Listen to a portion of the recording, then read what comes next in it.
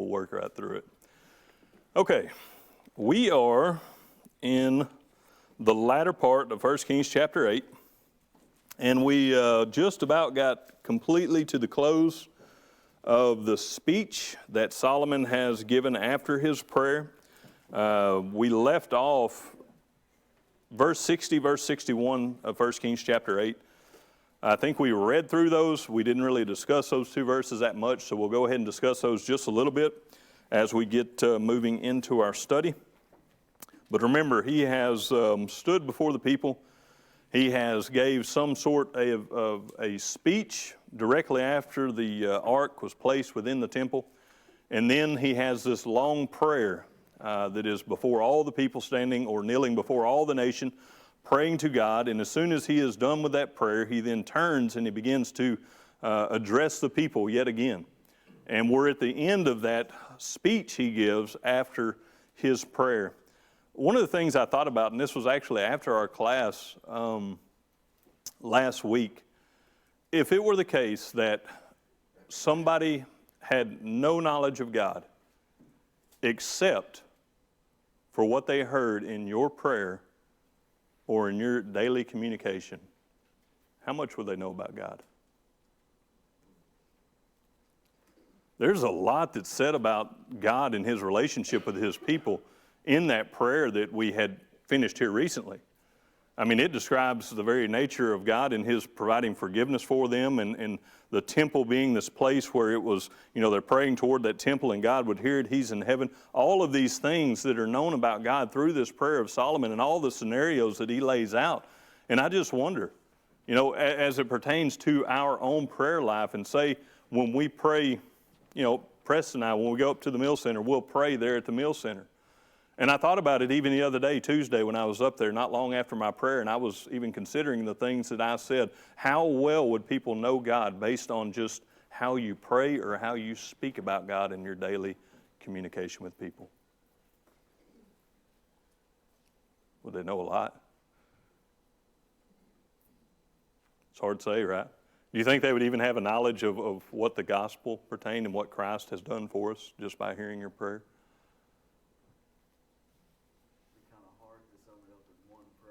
Well, absolutely. That's right. And I think part of what I'm going for here, how much glory do we give to God in our prayer? You know what I mean? I think I made a comment earlier on in this prayer of Solomon's about how our prayers, I know speaking for myself sometimes, the more I think about my own prayer life, it's kind of saddening sometimes when I think about how it sounds very much like a, hey, could you do this? Could you do that? Could you do that? Maybe not quite as much. You're a great and awesome God, mighty, holy, right? I think there's a lot of lessons that can be learned. I was just curious. I thought about that this week, and I thought, hey, why not just throw that out there for us all to chew on? But we're in the latter part of his speech. We're no longer in his prayer. Been a lot of good things that he has said and prayed about before the people. And the latter part of this prayer, verse 60, he says that all the people of the earth may know that the Lord is God. There is no other. Now he's talking about how God will hear them from this when they pray toward this temple and the relationship that they share with him, and that all people can have that relationship with God if they are willing to turn away from their cultural beliefs and all of these things. But if they turn truly to God, he will hear their prayers just the same. And then he sums it up in verse 61. He says, let your heart therefore be loyal to the Lord our God, to walk in his ways or his statutes and keep his commandments, as is this day. How important is that last verse? That last little statement made by Solomon. Who's going to be the one who's going to be the major influence in turning the nation away from God? Solomon, right? I heard it, but I didn't see or couldn't tell who said it. Okay. I tell you what, the older I get, it's like I can hear it, but I can't tell exactly where it comes from. And it wasn't enough said that I knew your voice, so I'm getting hard of hearing. For his wisdom? Huh? The wisdom he gained from God? The influence over his life? What do you mean? Well, I've just always heard about Solomon's wisdom. Right. Well, if you go back to... He gained that from God's influence on his life, of course, but just the insight that's involved. Remember, he had this moment where he was at, was it Gibeon? Is that right? Gibeon? and God appeared to him in a dream and basically told him, asked him, what is one thing that you would request and he asked for wisdom. And the way he asked and what he asked for, it pleased God, and God gave him that wisdom. He was an incredibly wise man in thinking about even everything that Solomon has said in this previous 40 verses. There's a lot of knowledge of law. There's a lot of knowledge of what God's expectation is for the people. He understands wholeheartedly, it seems, everything that God needs him to do and what the people need to do.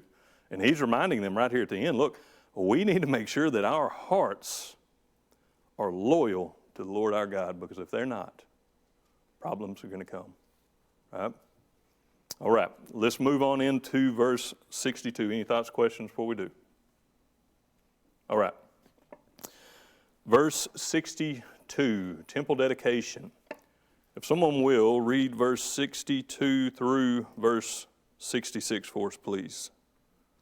Then the king and all Israel with him offered sacrifices before the Lord.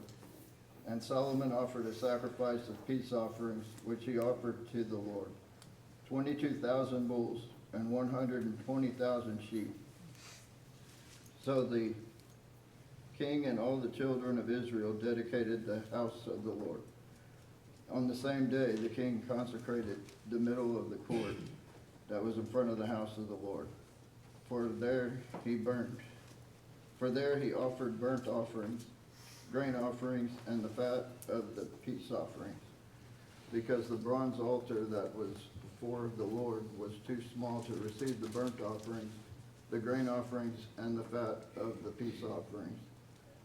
At that time Solomon held a feast, and all Israel with him, a great assembly from the entrance of Hammond to the brook of Egypt, before the Lord our God. 7 days and 7 more days, 14 days. One more verse. Oh, I'm sorry. No, you're okay. On the 8th day he sent the people away, and they blessed the king and went to their tents joyful and glad of heart for all the good that the Lord had done for his servant David and for Israel his people. Thank you, sir. Appreciate that. All right. Following Solomon's speech in the king's account, there in verse 62, the king and all of Israel, they're going to turn and they're begin to offer more sacrifices to the Lord. Now remember, they had already began offering sacrifices when the ark was being brought to the temple. There is something interesting in 2 Chronicles chapter 7. If you'll turn there with me, 2 Chronicles chapter 7, verses 1 through 3. 2 Chronicles chapter 7.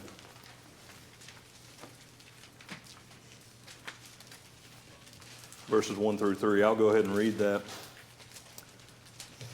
Now, this is directly after he has finished his speech. If you follow in the order of everything that's taking place here in 2 Chronicles, directly following his speech, it says, when Solomon had finished praying, fire came down from heaven and consumed the burnt offering and the sacrifice. And the glory of the Lord filled the temple, and the priests could not enter the house of the Lord, because the glory of the Lord had filled the Lord's house.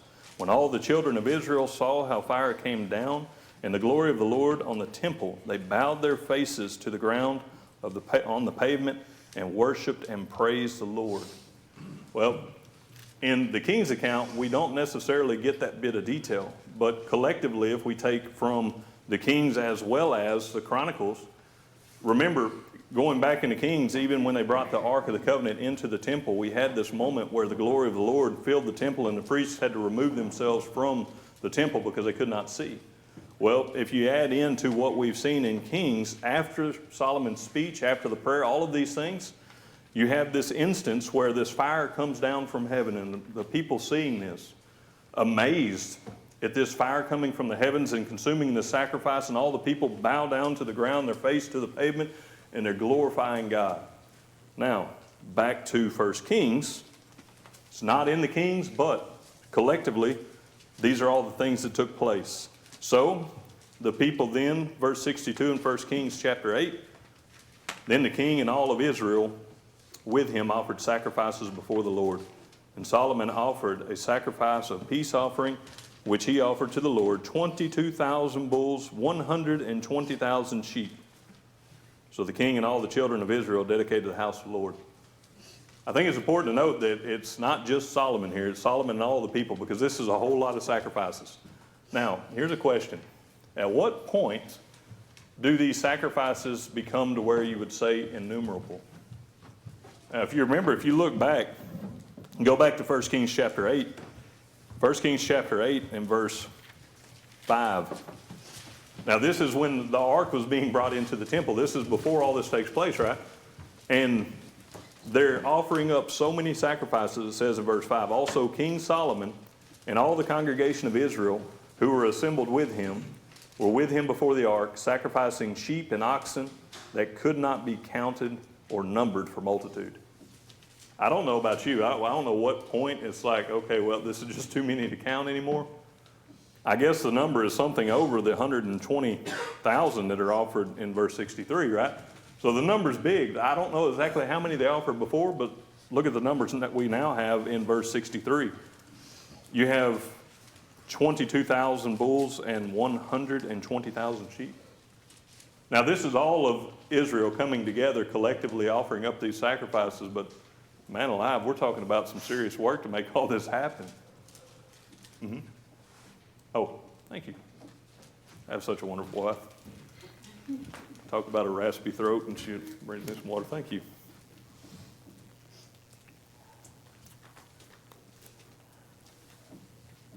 Verse 64. On the same day, the king consecrated the middle of the court that was in front of the house of the Lord. For there he offered burnt offerings, grain offerings, and the fat of the peace offerings, because the bronze altar that was before the Lord was too small to receive the burnt offerings, the grain offerings, and the fat of the peace offerings. Now, I tried to put the pictures back in here. This was it says copper altar on here. Bronze altar is more specific to our text. The bronze altar, apparently what it's saying is that altar was not big enough to offer up all these sacrifices. And that they're going to consecrate, what they say, the inner part of the courtyard. Well, the temple court here's the temple itself. You have the inner court, and then you have the outer court. These sacrifices, we don't really know for with certainty where exactly, but all over this inner court, they're offering these sacrifices. I don't know if they're doing this on other small altars that they have brought in. I don't know if they're doing it directly off the ground. Whatever is taking place, there are so many sacrifices that are being made that this altar cannot contain them all. So they're offering up even more sacrifices all around this inner court, to the best of my knowledge and everything that I've been able to read. So they continue to offer up all these sacrifices. And then verse 65, at that time Solomon held a feast, and all of Israel with him, a great assembly, from the entrance of Hamath to the brook of Egypt, before the Lord our God, 7 days and 7 more days, 14 days. There's been a whole lot of sacrifices, and now there's going to be one great big feast. Well, if you look back to Leviticus chapter 19, part of these peace offerings, when you would offer up these peace offerings, there was X amount of it that was burnt. It was part of the sacrifice, and then there was X amount of it that was going to be consumed. It was going to be eaten by the people.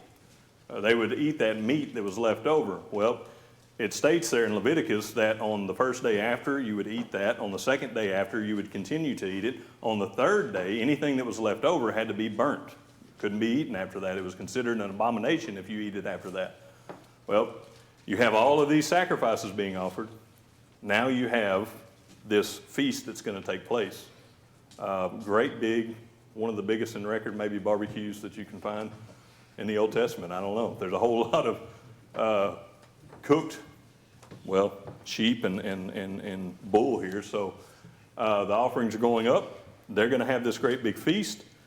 It says from the brook of Egypt, from Hamath to the brook of Egypt. We're talking about Hamath being all the way to the northern boundary of all of the land of Israel, all the way down to Egypt, basically from north to south.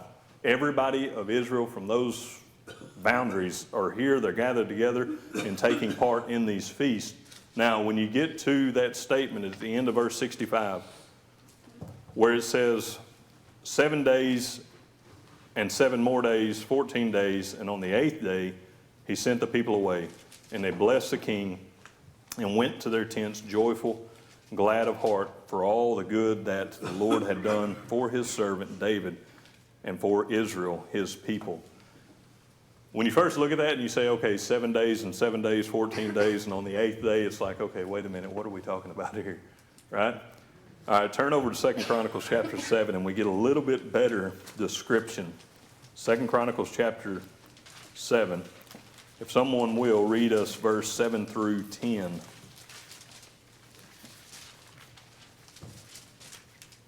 Furthermore, Solomon consecrated the middle of the court that was in front of the house of the Lord. For there he offered burnt offerings and the fat of the peace offerings, because the bronze altar which Solomon had made was not able to receive the burnt offerings, the grain offerings, and the fat. You said where? 7 through 10. At that time Solomon kept the feast 7 days, and all Israel with him, a very great assembly from the entrance of Hammond to the brook of Egypt. And on the 8th day they held a sacred assembly. For they observed the dedication of the altar 7 days, and the feast 7 days. On the 23rd day of the 7th month he sent the people away to their tents, joyful and glad of heart, for the good that the Lord had done for David, Solomon, and for his people of Israel. Thank you. Okay. You have 7 days that are for the dedication of the altar, the dedication of the temple, where everybody is going to be together. They're going to be celebrating, if you will, this dedication of the temple, the dedication of the altar. Then you have another 7 days that's going to be dedicated to the feast day, which is the Feast of Tabernacles. Okay? If you went all the way back to Leviticus, and I'm going to try and do this based on memory, so we'll see how well this goes. If you go back to Leviticus, the Feast of the Tabernacle, the days when they start were the 7th month on the 15th day. But if you note there in the Chronicles, where it says on the 23rd day he sends them away to their tents, to their homes. If you start on the 15th, this is the Feast of the Tabernacles. It's going to go to day 22 of that month. So on the 8th day of those 7 days, he sends them back to their homes. So starting the 15th, that's the Feast of the Tabernacles. The 7 days prior to the 15th were the dedication of the temple. So you have 7 days in dedicating the temple, another 7 days in the Feast of the Tabernacles, and then the 8th day following those 14 days, which sounds strange when you read it through the text, but that's how it's broke up. 7 days, 7 days, and then the 8th day of that second set of 7 days. That makes sense? Good. I wasn't sure how well that was going to go. That's what's being stated back in our text. 1 Kings chapter 8, verse 65, and then beginning in verse 66. They turn away from there. They all go back on their way. It says in verse 66, and they blessed the king and went to their tents, joyful and glad of heart for all the good that the Lord had done for his servant David and for Israel, his people. Now, in the Chronicles, it also stated for all that he had done for Solomon.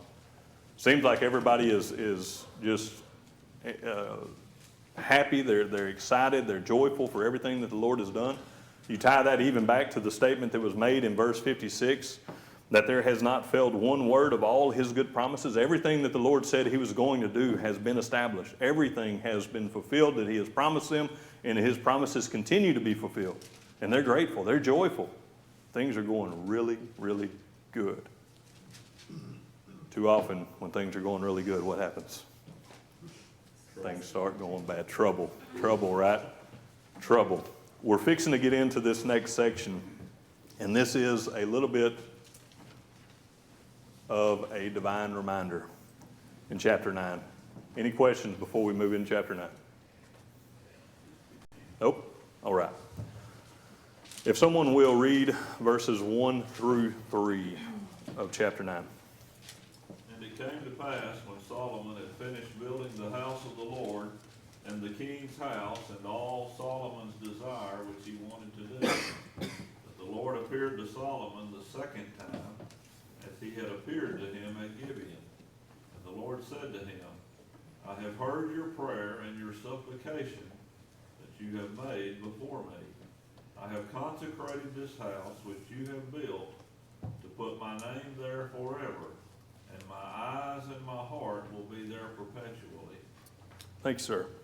All right, in this, what we're going to call the divine reminder, Solomon, he's coming to Solomon again, and he's going to give him this little bit of instruction. Now, remember, he's already came and he's already given him word once in kind of these little words of reasoning. Here's what I need you to do. This is your responsibility.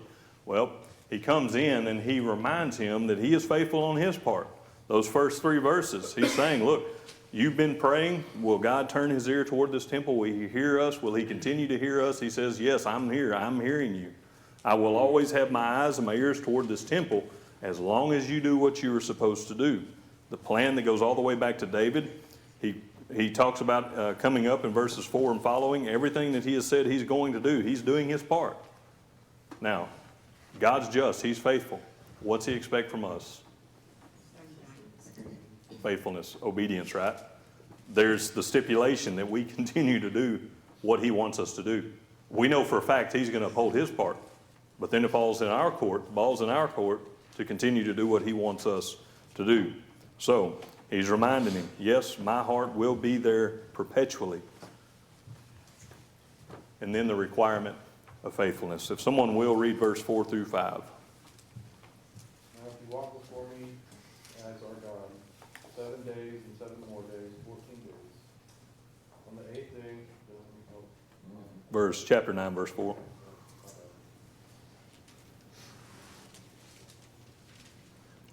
Verse 4 and 5.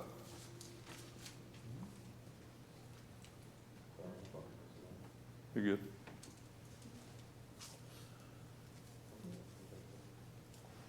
Somebody else have it?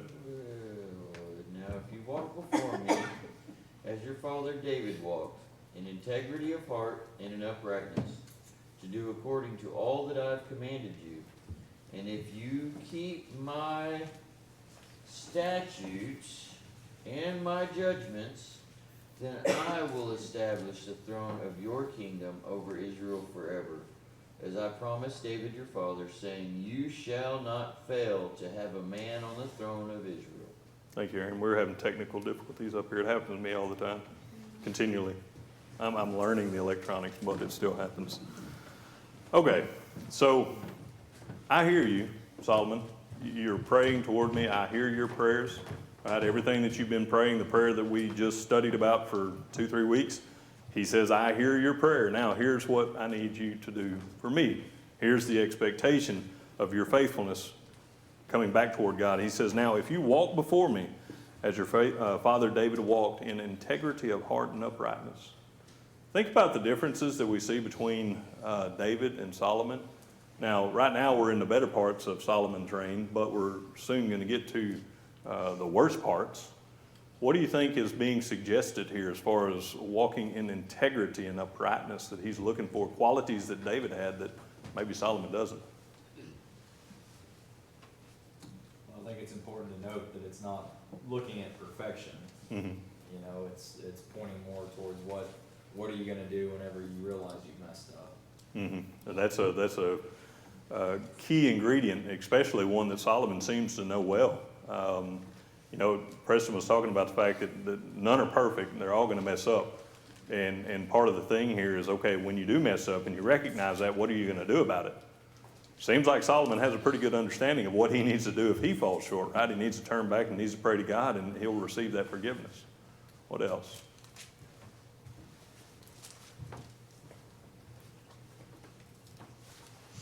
Nothing.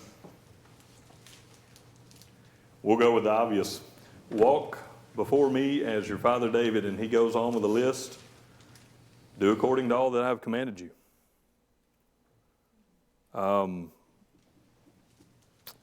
Keep my statutes and my judgments. The things I've commanded you, I need you to do these. It's not a request, it's a command. Same falls out today.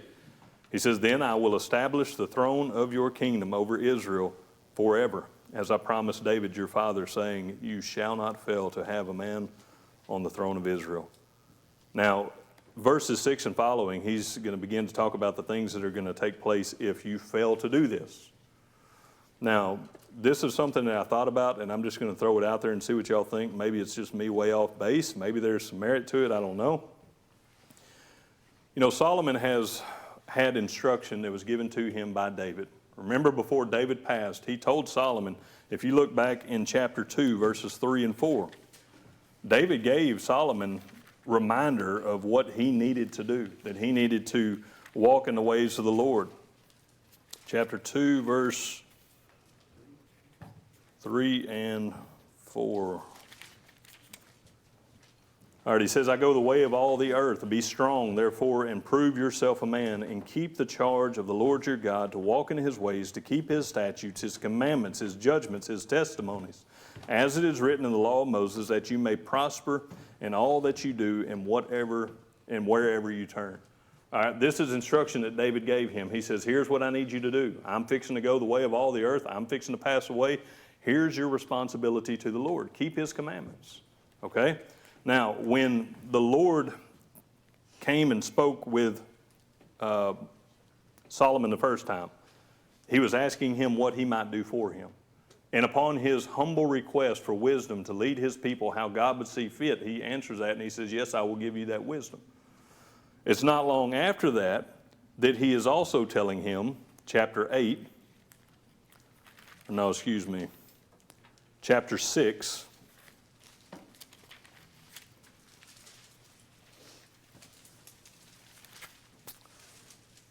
verse 12. This is the second time that he hears from the Lord. It says, concerning this temple, chapter 6, we'll start at verse 11. Then the Lord came to Solomon, saying, concerning this temple which you are building, if you walk in my statutes, execute my judgments, keep all my commandments, and walk in them, then I will perform my word with you, which I spoke to your father David. And I will dwell among the children of Israel, and will not forsake my people Israel. Now, in the previous statements David had given to him, he told him, I need you to walk in the ways of the Lord. I need you to keep his commandments, his statutes. This time when the Lord visits or comes to him by vision or in a dream, he tells him, I need you specifically. Note, he's talking to Solomon himself here. If you will keep my commandments, I will not forsake my people Israel. Now, when you get to chapter 9 and this reminder, he comes back to him, beginning there in verse 6, he says, but if you or your sons at all turn from following me, and do not keep my commandments and my statutes which I have set before you, but go to serve other gods and worship them, then I will cut off Israel. Now, my question is there any possible reason to why in chapter 6, when the Lord is speaking to Solomon, he directed it directly to him, if you do this, I will not forsake my people, Israel. It made it sound as if Solomon would stay the course, if he would not turn away in any fashion, if he would obey every commandment of God, he would never forsake Israel. Now, we get further along the line, and it's more specific to the whole of the nation. Everything we saw within that prayer is whole to the nation. Any significance, you think, to chapter 6 and him directing that only to Solomon? Well, it's repeated in chapter 9. What's that? Chapter 9, verse 2 appeared to Solomon a second time. Mm-hmm. And in verse 3 he said to him. Right, and he's Directly to him. right, and he's telling him, I have heard your prayer. I guess what I'm getting at there in verse 6 where he says, but if you or your sons at all turn from me. This is something that he's pointing out that yes, you as the king, but also the people, the nation, if they turn from me, then I will turn away from the people. I will cut them off. Maybe pointing out if he is leading them as he should and leading them as a nation as he should, then they will also follow possibly. And just pointing out that leadership maybe. Could be. Showing how important his position of influence will be. Yes, sir. Well, Solomon had asked him for wisdom to be able to lead his people. So he was telling him, that's what you need to do, is lead him according to my way. Mm-hmm. Very likely. Here's just a thought, and maybe I'm off on this, just something I've been thinking about as I've read through the text. You see a lot of foreshadowing throughout this section with the instruction that's given to Solomon. You see a lot of foreshadowing that's pertaining to the temple. The temple is this point of mediation between God and his nation. You think about Jesus in the New Testament. He is our mediator between us and God. He is the one who is the eternal king who's reigning on an eternal throne, right? Solomon was this earthly king who is this great wealthy king, but it's still an earthly throne. Well, if you think about the prophecy all the way back in 2 Samuel chapter 7, when he is telling David that you're not going to be able to build this temple, but one that will come from your seed will build this temple. Now, that's dual part prophecy, where part of that, yes, is speaking about Solomon. He's going to be the one to build this physical temple. But if you take in account also in the first gospel sermon preached by Peter in Acts chapter 2, Peter brings up that prophecy, this seed. And that seed was also pointing to the Christ, to a kingdom that would be established, an eternal kingdom. So you have one part of this talking about Solomon. Yes, he's going to come and he's going to build this physical temple, but there was something greater. There was somebody greater coming who God was going to raise from the dead that Peter speaks about, Jesus the Christ, the eternal king. Well, if the Lord speaks to Solomon in chapter 6, and he is so specific to say, if the king is capable of keeping my every commandment and walking in my ways, I will not turn away from my people Israel. Is it possible that it's a little bit of foreshadowing? That if there is a king that can keep my every commandment, think about Christ, able to follow God in every statute, every command, everything that God has asked, he fully fulfilled God's will. And that is a kingdom that will not be destroyed, an eternal kingdom. I don't know, just a thought. Maybe I'm thinking too far into it. But it seems strange that he would look to Solomon and say, if you can do this, very specific to him, that I will not turn away from my people Israel. Through Christ, he was able to keep every command. God will never turn away from his people because of what Christ was able to establish. There's a lot of foreshadowing that does take place throughout these chapters. Whether or not there's any merit to that one, I don't know. It's just something that I was thinking about as I read through there. But may not hold a bucket of water. Verse 6.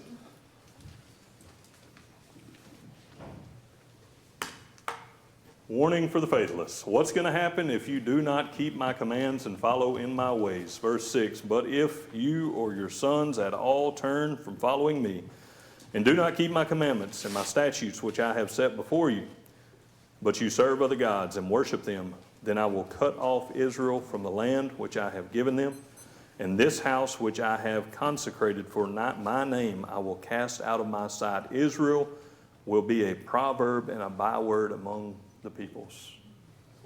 Is there any question to what's going to happen if they turn away from God? None.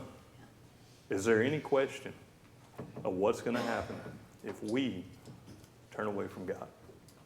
See, God's very clear. He makes things very clear and easy for us to understand in our responsibility to him. He always has. He did then. He still does for us even today. Verse 8. The question's not what, it's when. That's right. That's right. Absolutely. It's not what, it's when. I mean, if we turn away from him, it's a matter of when. Yes, sir. We can see God's justice from here. Mm-hmm. Like you're saying, he pointed out very clearly, if they did this, then if they stopped following him, what would happen, what the repercussions would be. And he tells us the same thing. Well, it's not even the first time that they've heard this, right? It's not the first time Solomon's heard this. He's heard it again and again. He's had these, couple of times that the Lord has appeared to him like he did at Gibeon, by dream and giving these words of instruction. Through his prayer, he stated the things that had to take place. He even stated, okay, well, if we turn away so far from God that he allows another nation to take us over. They know it can happen. All the way back to Deuteronomy when Moses was given these final words of instruction to the nation that's getting ready to go into the promised land. Oh, that's first, okay. that's getting ready to go into the promised land. It was like, look, this could take place. This can happen. There were warnings that were given against it then. And they still turn away. Verse 8, he says, and as far as this house, which is exalted, everyone who passes by it will be astonished and will hiss and say, why has the Lord done thus to this land and to this house? Now, to my understanding, what he is saying here is just the same as the people who come by in this temple, this house for the name of the Lord, is on this hilltop and it is exalted, and everybody that comes by it sees it, and they glory at this temple just the same as they can't miss it when they travel through here. You turn away from me, I will destroy this temple. And just the same as they can't miss it when they walk by because it's on this hilltop, even when it's nothing but rubble, they'll still see it. They still won't be able to miss it. And they'll turn and they'll look at this nation and say, what has happened? Why did God do this? Now, God had already told them why it was going to happen. Just the same as this temple has the possibility to make all people turn and see it and glorify God and see what he has established through his people. If they turn away from him, they're going to turn and they're going to see the wrath of God just the same. Verse 9, then they will answer, oh, yes, sir. To that point, relate that to us. This temple, they can look at and see the glory of God, or look at it and see that we've turned away in the destruction that reigns in our life. Same as that temple. Yeah. We are that temple now. We are that temple. And how people look at us and view us, that's how they view the church. And we can be that shining example of that glorious temple that has God dwelling in it, or we can be that example of the destruction of when we turn away from God, what will happen to this temple. Right. And just like Chris was saying, it's not a if, but when. You know, we press our luck long enough, and just as God is faithful and just to give us the rewards that he has promised us. Well, the same is said for the other side of that coin, right? Verse 9. Oh, Johnny, yes, sir. I was just gonna say, eventually Solomon will learn what we all need to learn too. God says what he means, and he means what he says. And he's been saying it for a very long time. You know, it's not anything that's new. It's not a foreign concept. They have that understanding, but, you know, there are so many other things that have so much pull and sway on us and the things that we might do, you know. Verse 9, then they will answer, because they forsook the Lord their God, who brought their fathers out of the land of Egypt, and have embraced other gods, and worshiped them and served them. Therefore, the Lord has brought all this calamity on them. Just the same as all those people from all over will be able to stand and see the glory and everything that God has established for this nation, for this city, in this temple. Just the same, they'll be able to see that you turned away from God. This nation turned away from God, and God's justice, his judgment, came upon his own people. And this city will be rubble. There's a stern warning given right here at the end of this great section where Solomon has delivered this wonderful prayer. They've offered up so many sacrifices that we don't even know the full numbers. Solomon has delivered such a wonderful speech to the people and reminding them of everything that God has done for them, what they need to continue doing, and God sees fit. Let me go ahead and give you a reminder of my own. You know, we come in and we hear the word, we teach the word, we study the word. Do we study it enough? Do we teach it enough? Do we meditate on it enough? They seem to have it all figured out for the most part, right? They have a real good understanding of everything that they are supposed to do, and it's not going to be long now where we're at the glory days of this nation, and everything that they were able to do, that God has allowed them to do, is fixing to come downhill, and it's fixing to start rolling real fast, right? I don't think we have time to get into this next section. Any questions or thoughts before we close? Oh, there's the bell. You missed out. No more opportunity. Thank y'all for your attention.